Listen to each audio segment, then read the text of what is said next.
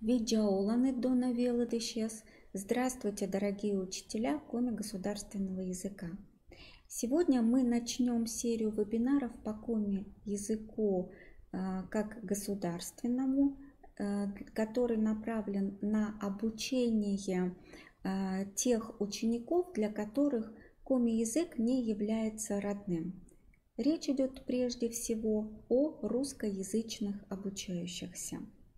Проведу вебинар я, Поликарпова Татьяна Дмитриевна, заведующая кафедрой общего образования Коми Республиканского института развития образования, методист лаборатории развития этнокультурного образования, соавтор программы и линии учебников по Коми языку неродному для 5-9 классов общеобразовательных школ. И сегодня на вебинаре мы рассмотрим 3 основных вопроса.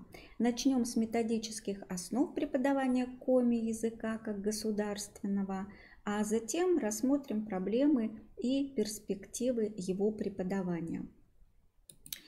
Нужно сказать, что с введением федеральных государственных образовательных стандартов изменилась ситуация с преподаванием всех учебных предметов, и Коми язык как государственный не стал исключением. Основой любого учебного предмета, его преподавания, является программа, которая содержит концептуальные и содержательные основы преподавания учебного предмета. 4 года назад, в 2016 году, в издательстве «Анбур» вышла новая программа по Коми языку как неродному. И она, собственно, и получила такое название, примерно рабочая программа предмета Коми язык неродной для 5-9 классов.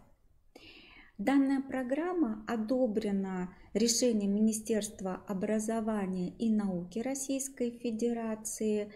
После преобразования это Министерство просвещения Российской Федерации. И одобрение она получила 3 октября 2017 года.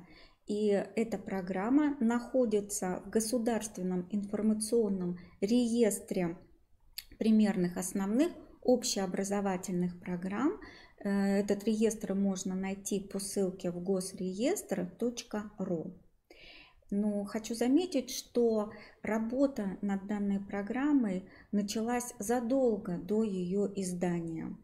И, следовательно, работа велась не только над самой программой, но и над концепцией преподавания Коми языка как государственного.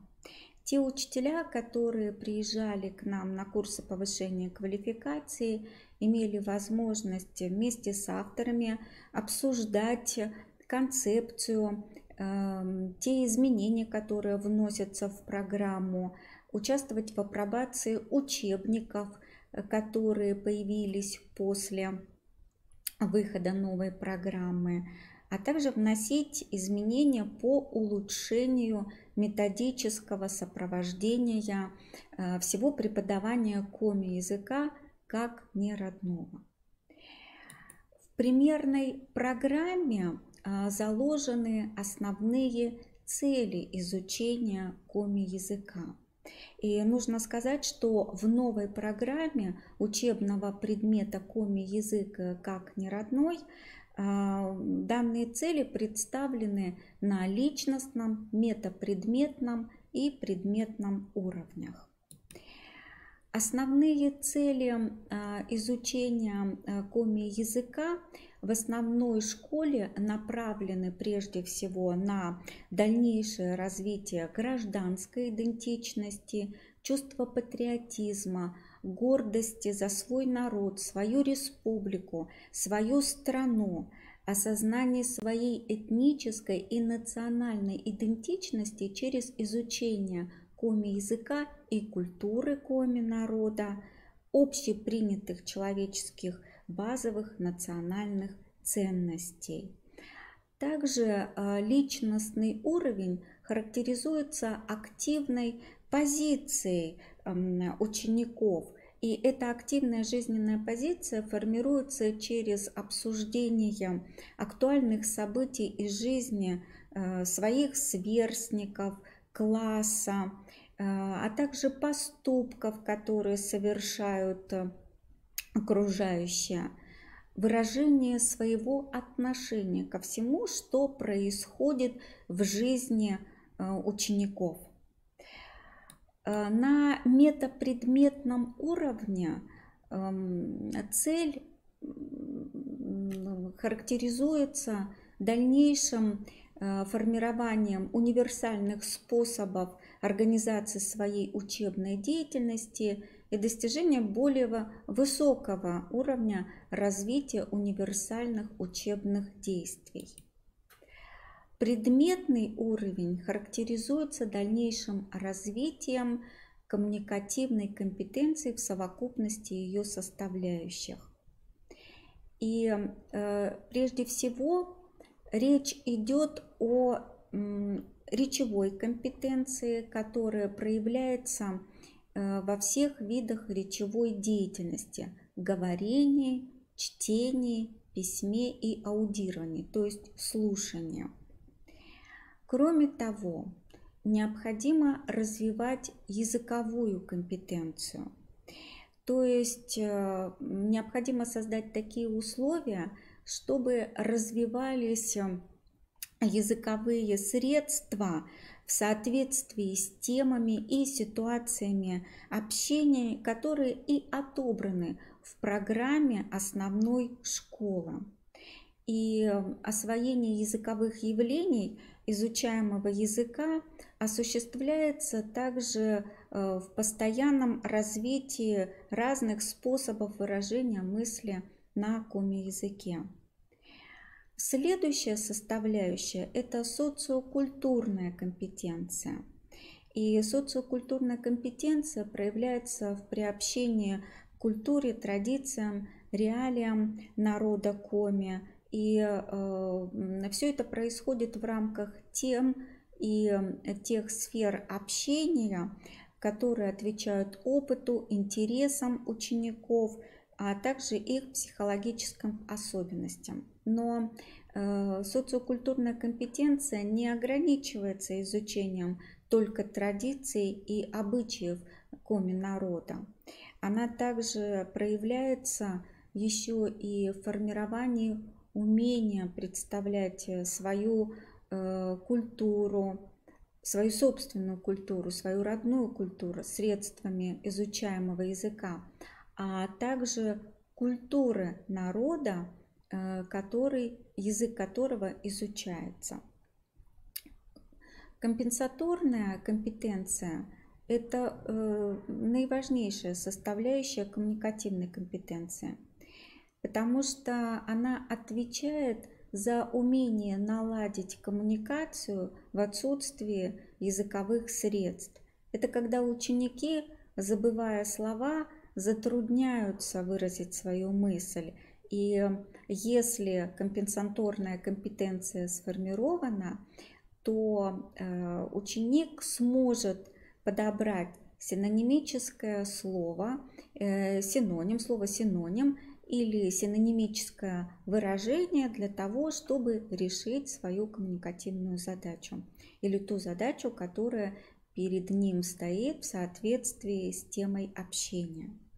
И последняя составляющая коммуникативной компетенции – это учебно-познавательная компетенция, которая проявляется в дальнейшем самостоятельном изучении коми-языка при помощи тех способов, приемов, стратегий, которые были изучены в процессе изучения коми-языка как государственного. И примерная программа учебного предмета является не только средством или основой для написания рабочих программ учебного предмета, но и также является ориентиром для авторов, которые на основе примерной программы составляют учебно-методические комплекты. И, конечно же, прежде всего речь идет о новом учебно-методическом комплекте, который соответствует федеральным государственным образовательным стандартам, их концептуальным основам и основным подходом, который заложен в этих учебниках, является коммуникативно-когнитивный подход. То есть это общение через сознательное освоение языка. И задачи, которые решает данный подход, они очень важные. И прежде всего речь идет о практическом овладении языком.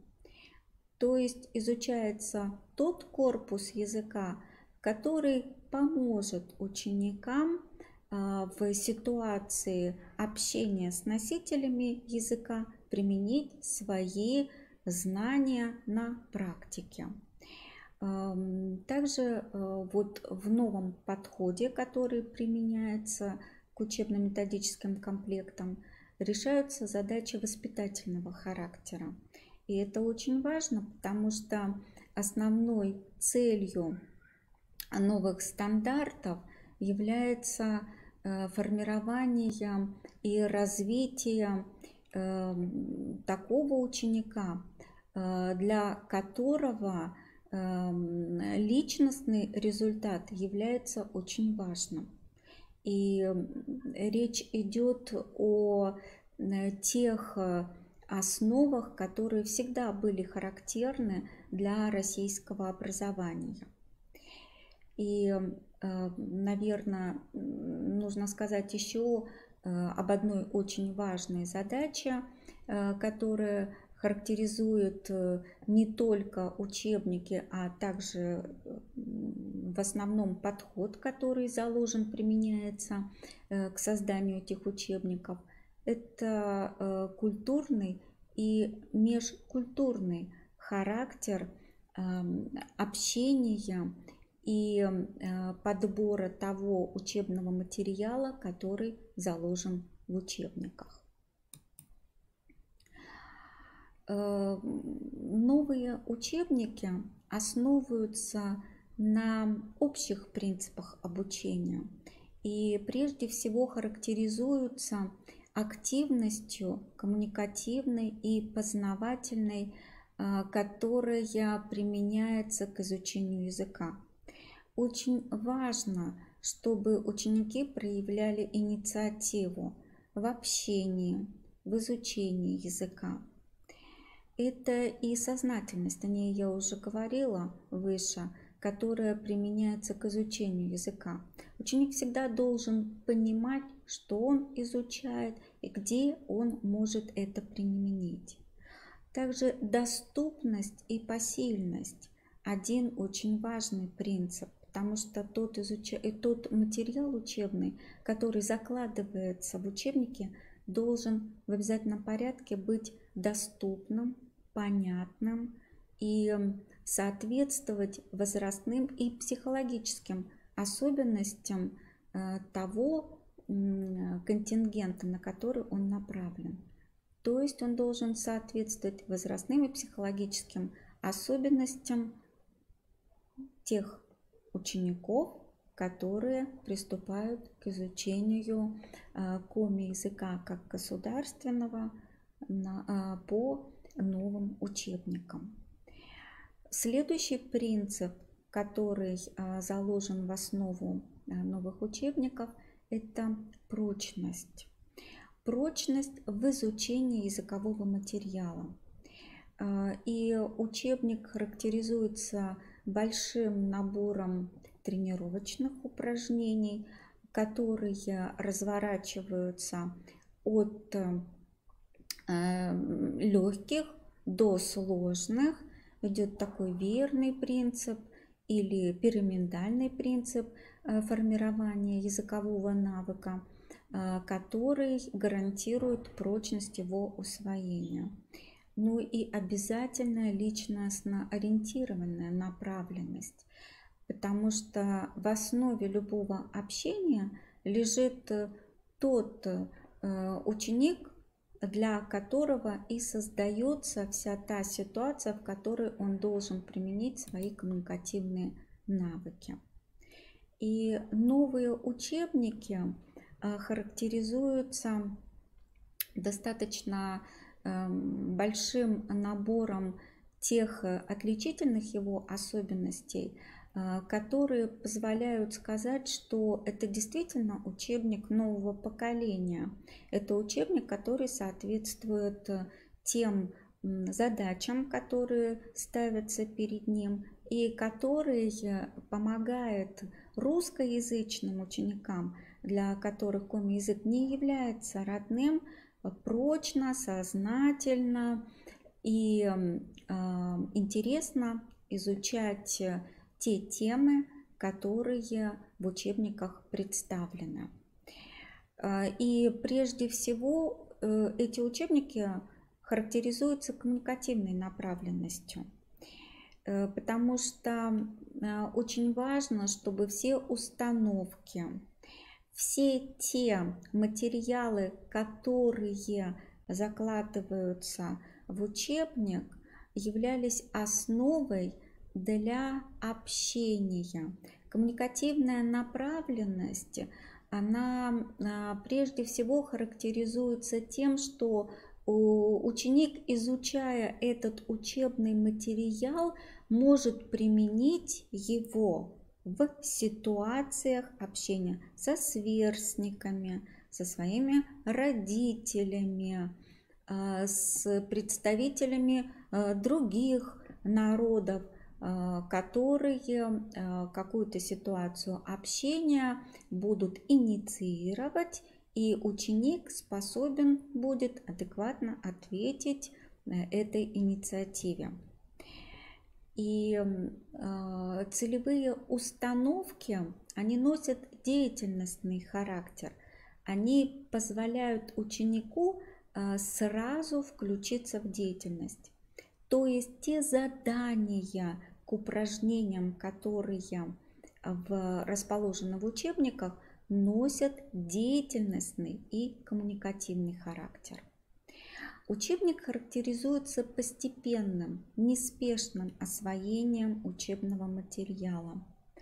Темы повторяются, но повторяются уже в других ситуациях.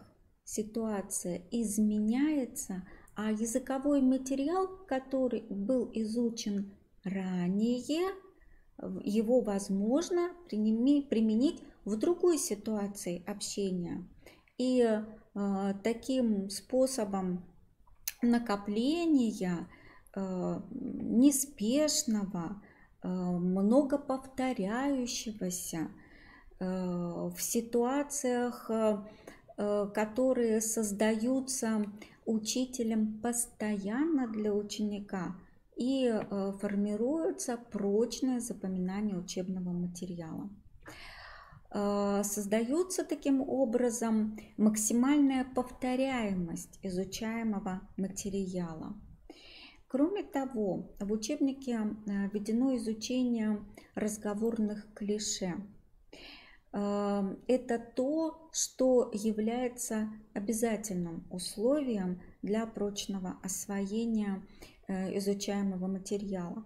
Не нужно бояться разговорных клише, потому что наша речь достаточно клишированная. У нас есть возможность применить изучаемые клише в различных ситуациях общения, и поэтому бояться их не стоит.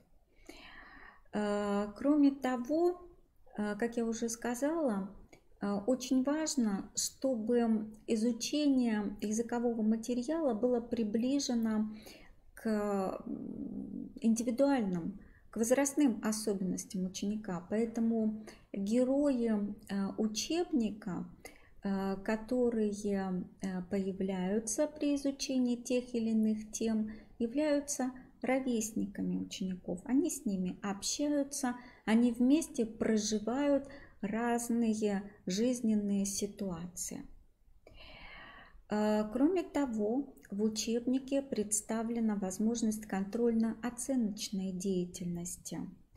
Оценка результатов своих действий происходит по критериям. Это очень важно, чтобы оценка деятельности происходила по разработанным критериям, когда ученики могут сравнить свою деятельность с каким-то эталоном, то есть с теми параметрами, которые и заложены в критериях. И таким образом оценка является содержательной и качественной. И такая оценка происходит после выполнения, после изучения определенной темы, после выполнения каких-то отдельных учебных заданий.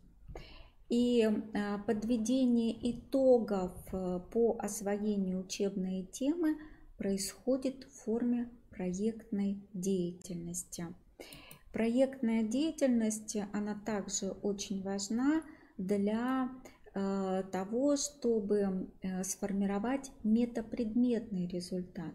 Это, конечно же, одна из характеристик умения участвовать в проектной деятельности, одна из характеристик сформированности метапредметного результата. Ну и как я уже обещала, остановимся на тех проблемах, которые существуют в плане преподавания коми-языка как государственного. Эти сложности у нас в основном стали возникать, когда коми-язык как государственный ушел из обязательной части учебного плана школы и перешел в ту часть, которая формируется участниками образовательных отношений, ну, то есть фактически родителями и самими учениками. Но это принципиальная позиция, которая определена федеральным законом об образовании и федеральными государственными образовательными стандартами. Эта проблема обусловила возникновение еще ряд проблем. В частности, например, сокращение количества часов, которые отводятся на изучение коми-языка как государственного. И в этой ситуации возникает проблема с адаптацией той примерной рабочей программы учебного предмета коми-язык как неродной, которая рассчитана на 2 часа, 2-3 часа изучения в неделю. А как правило, сейчас, вот сегодняшняя ситуация нам показывает, что очень многие школы перешли в режим изучения коми-языка как государственного 1 час в неделю. Это решение образовательной организации. Что же делать в этой ситуации? Решение видится в следующем. Прежде всего, хочется сказать, что не случайно примерная программа называется примерной, то есть она носит рекомендательный характер. И, соответственно, она поддается корректировке и адаптации в зависимости от тех условий, в которых осуществляется преподавание коми-языка как неродного или коми-языка как государственного. В зависимости от того количества учебных часов, которые отводятся на его изучение, и происходит корректировка учебных часов программы. Как это возможно сделать? мы поговорим на следующих вебинарах. И чтобы наш разговор получился более предметным, я попрошу на тот электронный адрес, который будет в последнем слайде, это мой электронный адрес, направить свои вопросы. Мы их обязательно осветим и дадим ответы, каким образом возможно работать вот в тех условиях, в которых находятся реально образовательные организации сегодня. И, наверное, еще одной проблемой, которая постоянно в ваших вопросах звучит, это мотивация. Мотивация обучающихся к изучению коми-языка как государственного. Но я думаю, что в большей степени здесь речь идет об отношении самих учителей коми-языка к преподаванию. Если учитель мотивирует своих учеников, то и ученики с удовольствием изучают язык. Много можно еще на проблем освещать, и мы, конечно же, это будем делать в дальнейших вебинарах, но хотелось бы еще остановиться на том вопросе, который волнует большинство из вас. Есть ли вообще перспективы изучения коми-языка как государственного?